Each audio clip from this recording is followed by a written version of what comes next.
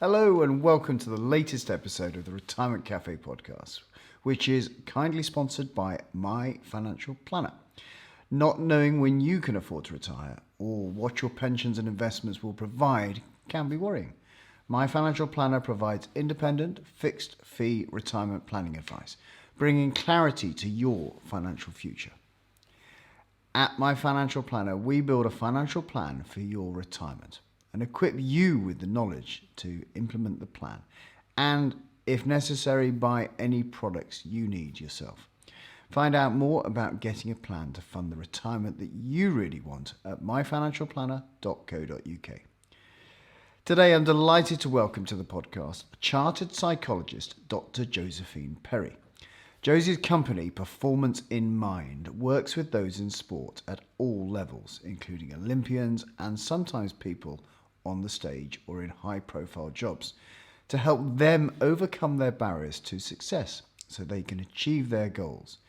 In our conversation, Josie shares her story of how, standing on the starting line of her first Ironman race, she realised that while she couldn't control the waves she was facing, in that moment she had the power to control how she felt about them and how she approached the race. This realization led Josie to switch to studying the psychology of exercise.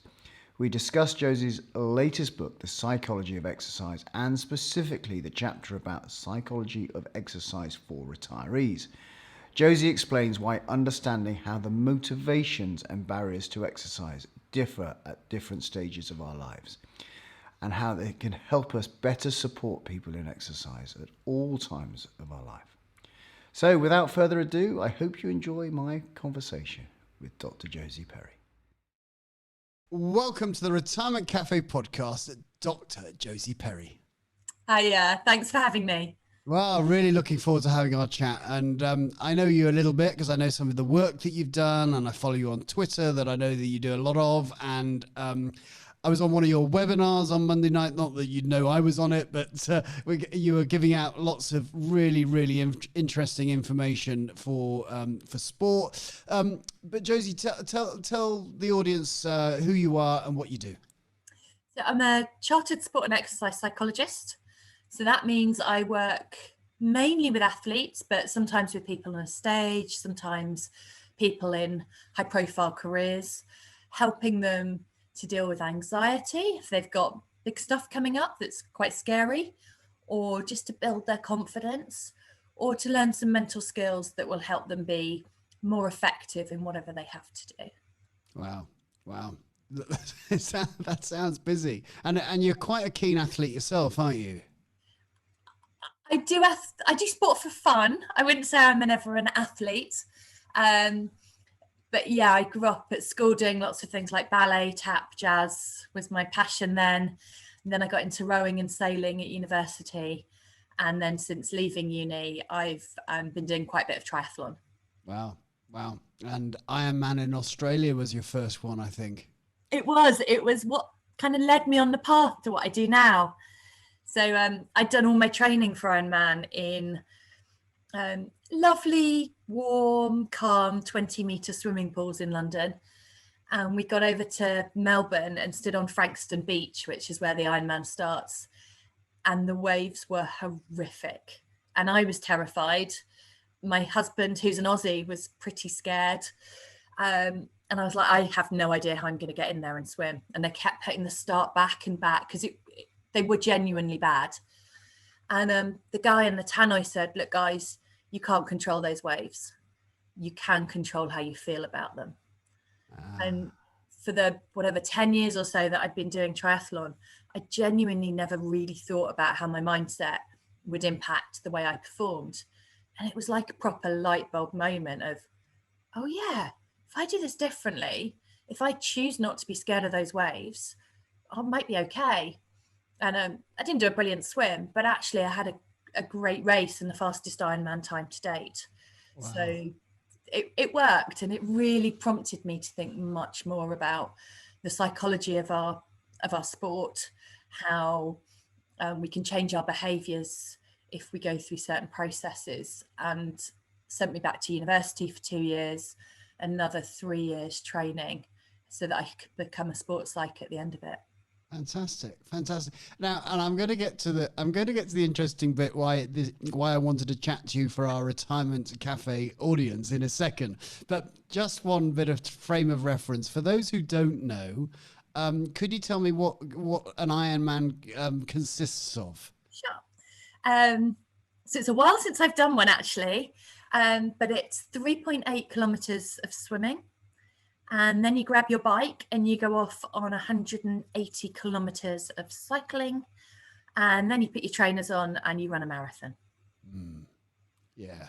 And if you're doing that swimming in tough sea swims, that's a tough gig. And I have to show a little bit of interest here because Kathy and my wife last year in Hamburg, which is a lot flatter and a lot calmer. It was quite hot actually. We did an Ironman ourselves, so we do appreciate the level of effort it takes to get to even to that start line, let alone complete one. So all congratulations to you to do it in those conditions. So yeah, well done. Yeah, certainly learnt a lot. Absolutely. Now, okay, why is this of interest, of course, to our retired audience? Now, you've just written a book called The Psychology of Exercise, and you've got a specific chapter in there, haven't you, about the psychology of exercise in retirees? Yeah, so kind of came about for two reasons. One, I'd previously written a book for Routledge, my publishers, for athletes and for coaches on how to perform under pressure. And they came back to me and said, would you be interested? We've got a series called The Psychology of Everything, and we cover every subject under the sun and the psychology around it. And we really want a book on the psychology of exercise. Are you interested? And I wasn't sure because I tend to spend most of my time on kind of the high performance and the sports side. But I had also done a project for a brilliant charity called Silverfit. Mm-hmm. And their focus is getting retirees more active so you can live a longer, more independent life. And part of the project I'd done for the charity was looking at how do we make exercise feel as easy as possible? How do we help people get over those barriers? How do we motivate people so that they actually want to come and join in and then feel the benefits for themselves? And so it actually felt like, because I'd really tried to grasp what was going on for the psychology of exercise in retirees, rather than most books that look at everything in general, it could be really interesting to do the psychology of exercise for very specific age groups and see what the benefits are going to be at different times of your life, and see if there's different barriers at different times of your life or different motivators, so that we can start to shape the way we actually support people in exercise much more effectively for the stage of life that they're in. Yeah. Now, of course, you know, as we get older, we start to have a few niggles and we start to have a few creaks of the bones and you know, poor backs and all types of things. So just by the very nature that most retired people are starting to get, or are continually getting older, of course, that straight away I'm imagining, you know, that's a barrier to becoming fit, and especially if maybe fitness has not been part of their life because of career, because of bringing up a family, because of the busyness of life up until that point. How do we help people through that? What was really interesting when I started researching this area was, in my head, very simplistically, very uneducatedly, I kind of assumed that retirees had plenty of time. And I couldn't understand, with my background of always being very active, why on earth wouldn't you be doing as much exercise as possible? And it was when I started going out and interviewing retirees, lots of people didn't have lots of extra time. They might not be working, but that time had been very quickly filled up with commitments to church or volunteering or the community. Lots of people had huge caring responsibilities, either for their other halves or certainly for their grandchildren, had started to become a huge issue. And so alongside some of the other barriers we saw around cost or the environment feeling very unwelcome, not having things specifically set up for that group of people, for some of the fears around falling that people will have, and then just general inertia. And one of the really interesting barriers I found was actually family members not wanting retirees to exercise because they were worried they might get hurt, or they were worried it wouldn't be so good, and that they'd actually had many years of working and now they deserved some rest. And so some people were actually having to actively fight that to be able to go out and be really active. And then when you had health issues on top, it wasn't the health issues I found that was holding people back. It was the length of time it was taking to get them fixed. Right. And some of that is that as we age, it takes us longer to recover. So injuries will be slower at healing as we're older. But it was also difficulties in getting GPs to take seriously that I need this fixed because I want to be getting back to exercise. And they were really, really having to push people to get that. And some people were quite distraught. They were kind of having 2 years out of their favourite sports because it was taking so long to get those injuries taken seriously. Yeah, very challenging, very challenging. Now, I've interviewed, I've been lucky enough to interview numerous people, and in the kind of the health sphere of retirement, and again we get the message, and of course it is just kind of common sense that keeping active in retirement is hugely important. And in fact, we know there's a number of studies, isn't there, from muscle wastage really starts to act on those of you who get over 50, and and the ability, and of course the ability to kind of get up and to move around and to be able to deal with falls is really, really important as we get older. So for people who haven't done a lot of exercise in their kind of working life because of how many kind of other priorities that they've got, how would you get them to approach that, or what kind of encouragement would you give people to embark on making exercise a priority as all those other things you've obviously said are a priority in their retirement? One of the first areas I would say is actually educating yourself about the benefits. So you mentioned some there. There is a vast amount of research now coming through showing the benefits of exercising in retirement. One of the key ones, and it's one of the ones that Silverfit was so interested in, is around battling loneliness. So when we're in work every day, we have an automatic community around us. We see people when we go into the kitchen to make a cup of tea. We've got people checking how our weekend was and having a quick chat or a gossip. And you can lose that very quickly when you're outside of that regular routine. So finding ways through exercise to combat loneliness is a huge benefit for people. That then goes on to the fact you get fewer depressive symptoms because you're able to normalize some issues you're going through. You have people to talk to. You get the physical benefits of exercise, have some very mental benefits as well. So we feel a lot better. You get more structure in your day. You feel like you've got more purpose. And purpose is really important for longevity of life, for how much we feel we're having an impact on the world around us. And then you obviously get things like better fitness and better quality of life. So when you really understand those, it can give you more of that impetus to make the effort and to find the place to fit it into your life. Yeah. So education is definitely one of those top ones. Another area that's really important is actually building up that self-belief that you can do it. And if it's something you haven't done in a while, we can be very negative in our heads about, I can't do that. It's not for me. I don't feel competent to do it. But if you can have someone leading you through the process, that's really beneficial, so that gradually, step by step, it feels a little bit easier. And then you get those wonderful kind of reward chemicals going off in your head and that dopamine boost of, I did that. And I can imagine at the end of your Ironman last year, that sense of achievement at what you had been able to do, that you probably still get some of that buzz a year later, that's really phenomenal. There was a lot of relief as well. That you're still alive. Yeah. that it's over. Yeah.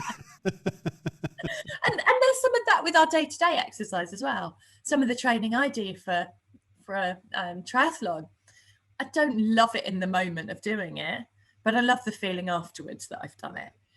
So that's a lot of it, but building slowly that self-belief that it's something I can do and it's for me. People want to know they can do it safely, and the biggest or the most popular exercise for retirees is walking. Yeah.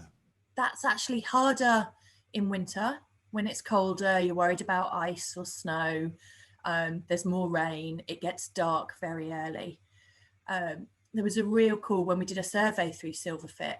People were really keen for much better lighting in public parks and for better toilets in parks, so that you feel like you could go out for a long run, and benches.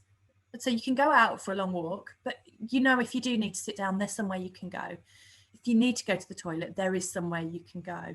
And those parts of infrastructure can make it much more welcoming. Yeah. And the one other area I really noticed isn't necessarily social support from trainers, exercise people, family members. It was support from peers.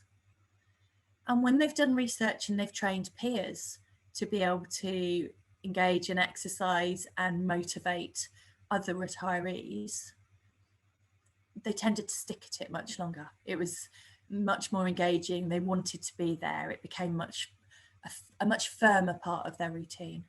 Yeah.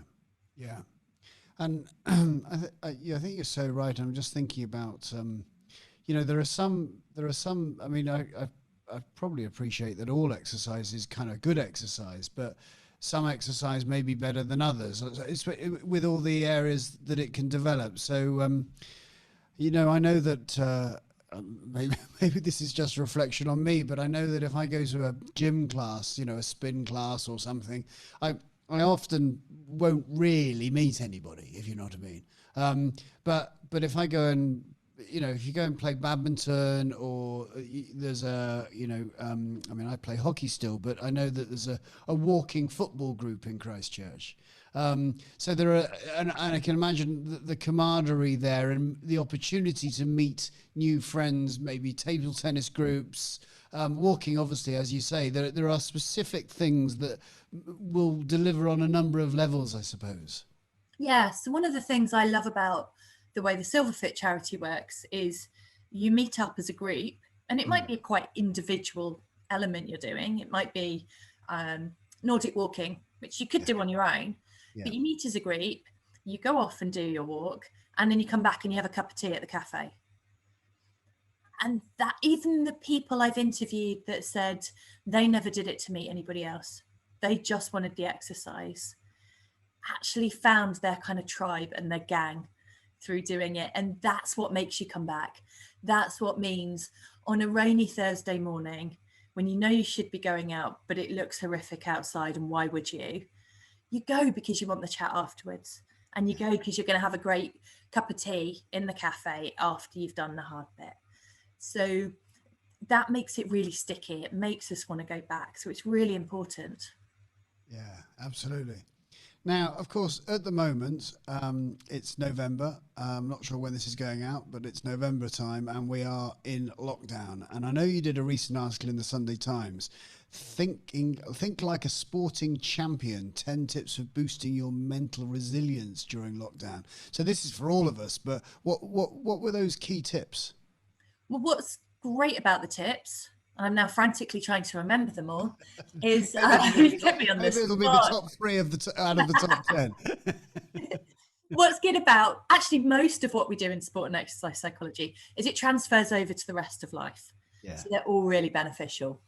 So we started off looking at actually how to deal with anxiety, because something I noticed working with people over the first lockdown was that about every 10 days, people were having a real dip, and they couldn't necessarily put their finger on why, but it just felt really tough and much harder and much heavier than it had been before. So there are two techniques I like to use when we're having one of those days, or whether we're feeling anxious about other things going on. One of them is called colourful breathing. You're welcome to do it with me now if you want.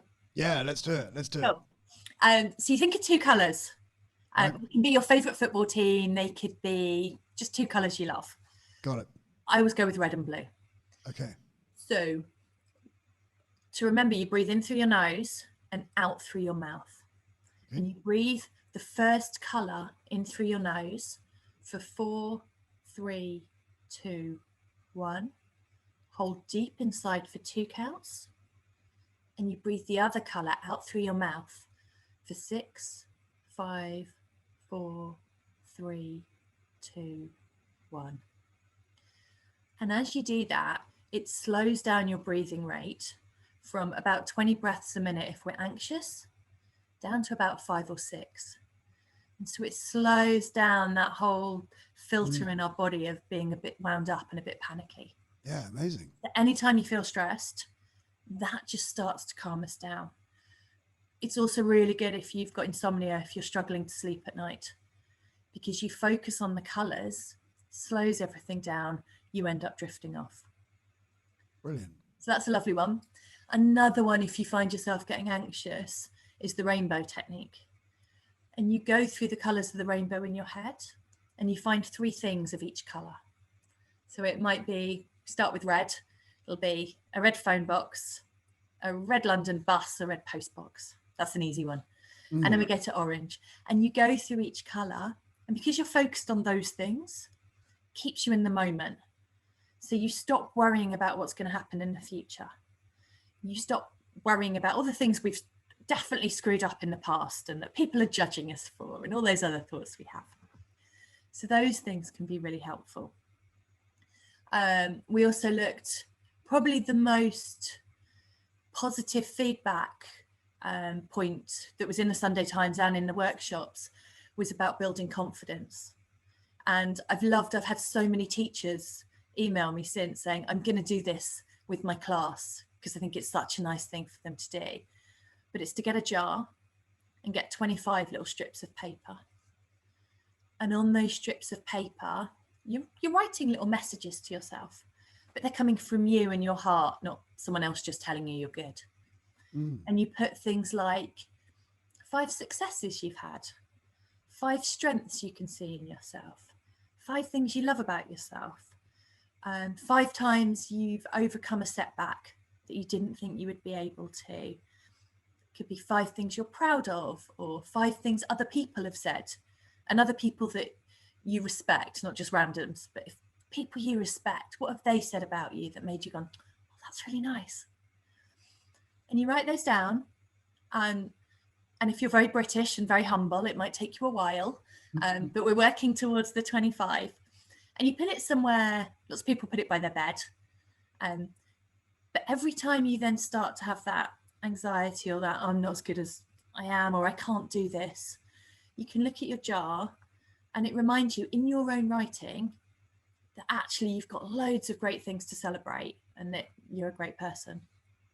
Brilliant. Brilliant. Love that idea. Love that idea. I'm going to definitely have a go at that and get my girls who are 9 and 11. That'll be fantastic for them to do as well. It is brilliant with that age. I get sent these photos from around the world of the athletes that have done their jars, and they take them to competitions with them, and they'll send a photo of their little jar sitting on their bedside table in the hotel room. There you go. It's almost like you're plugging a little bit of extra confidence in. There you go. Yeah. And maybe this will give the confidence for people to step outside and take on something new, maybe engage in a new sport and meet some new people and as I say, engage with charities like Silverfit, etc. Josie, it's been fantastic chatting to you today. I wish I had more time. I could chat to you for hours, but I know you're a busy lady. What would be the key message that you'd like everyone to kind of take away from our chat today? I think, obviously, exercise is, I'm biased. I think exercise is incredibly important. Yeah. But I don't think you should do it just to do it. Do it because you love it. So it is really important for all of those benefits we talked about to go out and do some type of exercise, but it's most important you find something you love.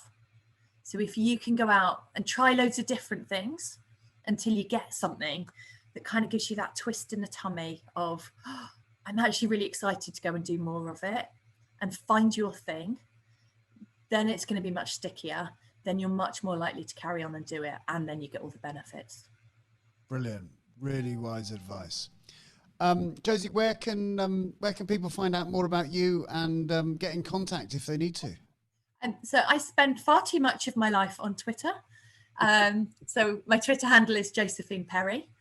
And I also have a website called performanceinmind.co.uk. And there are loads of blog posts on there, and there's lots of worksheets and lots of information people can download. Wonderful, wonderful. Well, it's fantastic chatting to you. Really, really pleased we've had this opportunity. Once again, Dr. Josephine Perry. Thank you. So until next time, this is Justin King helping you feel more informed in your retirement.